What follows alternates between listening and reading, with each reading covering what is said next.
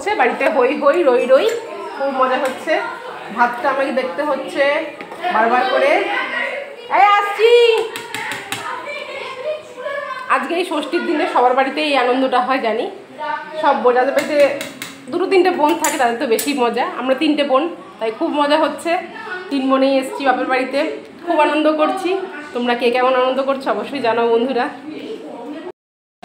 এই দেখো আমাদের মেজো জামাই চলে এসছে, মেজো বোন চলে এসছে। হ্যালো গাইস, হ্যালো গাইস, সব এখন আসলো।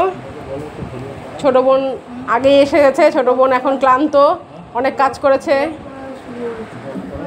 জামা ষষ্ঠীর দিন সবাই মিলে একটা ফটো তুলতে দাঁড়াও, করোনা ভিডিও হচ্ছে। হাই হাই, দেখো আমরা 3 বোনে চলে এসেছি বাপের বাড়িতে। এই যে আমাদের বোনের বরটা, এই যে বোনের বরটা খুব বকবক করে, খুব বকবক করে বোনের বরটা। বোনের বরের কথা একদম শুনবে না। এই যে আমার ছুটকু বুনু, এই যে আমার মেজো বোন মুটকু বুনু।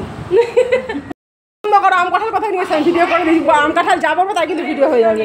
এই দেখি তোরা দাঁড়া, কি আম কাঁঠাল নিয়ে এসছো তোর বর? ওই দেখ আম কাঁঠাল সব নিয়ে এসছে।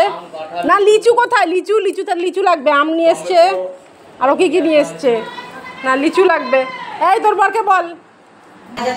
বাজার থেকে শুরু করি, দেখি কি কি রান্না হয়েছে। আজকে আমার আসতে অনেক লেট হয়ে গেল, মেয়ের পরীক্ষা চলছে। মেয়ের পরীক্ষা কালকে, ফাইনাল পরীক্ষা চলছে মেয়ের, তাই আসতে অনেক লেট হয়ে গেল। তা দেখি কি কি রান্না হচ্ছে। মা আর বৌদি মিলে রান্না করেছে, আমি কিচ্ছু করিনি আজকে।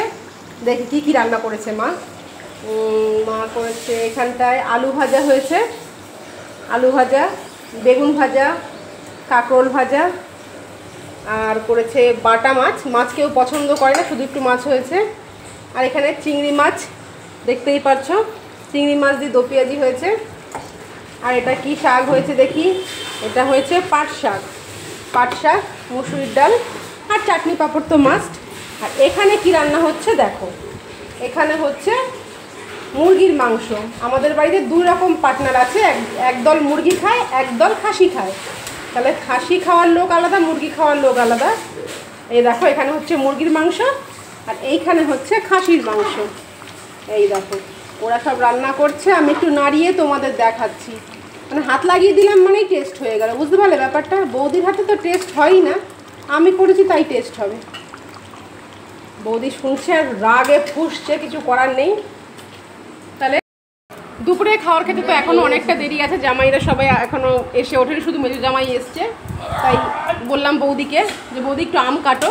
এই দেখো সুন্দর সুন্দর আম কেটে দিয়েছে বৌদি। আমটা এমনই জিনিস যে দেখে আর মন মানছে না যে আম কাটো, কিছু করার নেই। এই সিজনে তো সবাই একটু আম খাবো, সবাই মিলে বসে আছি আমরা, আমরাও বসে আছি আম খাওয়ার জন্য। ওই যে মেজো বোনও বসে আছে, সব আম খাবে।